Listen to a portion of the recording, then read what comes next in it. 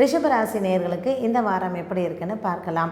இந்த வாரத்தில் ரிஷபராசி நேயர்களுக்கு குறிப்பாக ரோகிணி நட்சத்திரக்காரர்களுக்கு அலுவலகத்தில் சற்று தலைவலிகள் இருந்த போதும் உங்களுடைய மேல் அதிகாரிகளின் ஒத்துழைப்பும் ஆதரவும் உங்களுக்கு கிடைக்கும். சென்ற வாரத்தை விட இந்த வாரம் உங்களுக்கு அலுவலகத்தில் சற்று பிரச்சனைகள் அதிகமாக இருந்தாலும் கூட வாரத்தின் இறுதியில் அது சரியாகிவிடும். குடும்பத்தில் கணவன் மனைவி சூழ்நிலைகள் மிகவும் சிறப்பாக இருக்கும். ரோகிணி, மிருகசீரிஷம், கார்த்திகை 3 நட்சத்திரக்காரர்களுக்குமே இந்த வாரத்தில் வருமானத்திற்கு மீறின செலவுகள் காத்திருக்கிறது. பங்கு வர்த்தகத்தில் முதலீடு செய்ய எண்ணம் இருப்பவர்களுக்கு புதன் மற்றும் வியாழன் அதற்கான நாட்களாக அமைகிறது. இந்த வாரம் உங்களுக்கு மிகவும் ராசியான நாளாக வியாழக்கிழமையை நீங்கள் தேர்ந்தெடுக்கலாம். புதிய தொழில் ஆரம்பிப்பதோ அல்லது தொழில் வர்த்தகத்தில் நீங்கள் முதலீடு செய்வதோ தொழில் விரிவாக்கம் செய்வதோ இது போன்ற நிகழ்ச்சிகள் நீங்கள் வியாழக்கிழமை அன்று தொடங்கினால் உங்களுக்கு லாபகரமாக இருக்கும். உங்களுடைய நண்பர்களுடன் அல்லது உறவினர்களிடையோ நீங்கள் எதிர்பார்த்த கடன் உதவி இந்த வாரத்தில் வந்து சேரும். ரோகிணி மற்றும் மிருகசீரிஷ நட்சத்திரக்காரர்களுக்கு இந்த வாரத்தில் மருத்துவ செலவுகள் காத்திருக்கிறது.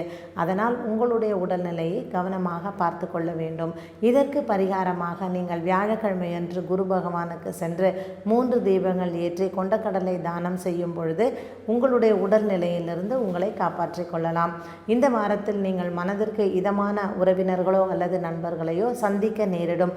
நீண்ட நாட்களாக பிரிந்திருந்த நண்பர்களும் இந்த வாரத்தில் நீங்கள் சந்திப்பதற்கான கால அமைப்புகள் உள்ளன. பங்கு வர்த்தகத்தில் முதலீடு செய்ய எண்ணம் இருப்பவர்களுக்கு இந்த வாரம் அதற்கான ஏற்ற வாரமாக அமைகிறது. புதிய தொழில் ஆரம்பிப்பதோ அல்லது தொழில் விரிவாக்கம் செய்வதோ வியாழக்கிழமையோ அல்லது வியாழக்கிழமைக்கு பின்னரோ நீங்கள் இதை செய்யலாம். வெளிநாட்டில் இருக்கும் ரிஷபராசி நேயர்களுக்கு பரிகாரமாக திங்கட்கிழமை அன்று நீங்கள் சிவபெருமானுக்கு பூஜை செய்வதோ அல்லது சந்திர பகவானுக்கு மனதார பிரார்த்தனை செய்வதோ உங்களுக்கு நலம் தரும். ரிஷபராசி நேயர்களுக்கு பொதுவாகவே குடும்பத்தில் சில சலசலப்புகள் ஏற்பட வாய்ப்பு உண்டு. இதற்கு திங்கட்கிழமை அன்று சந்திர பகவானுக்கு நீங்கள் அர்ச்சனை செய்தாலோ அல்லது விரதம் இருந்தாலோ இந்த வாரத்தில் குடும்பத்தில் ஒற்றுமை கூடும். பிரிந்திருந்த கணவன் மனைவியும் ஒன்று சேரும் வாய்ப்பு உள்ளது.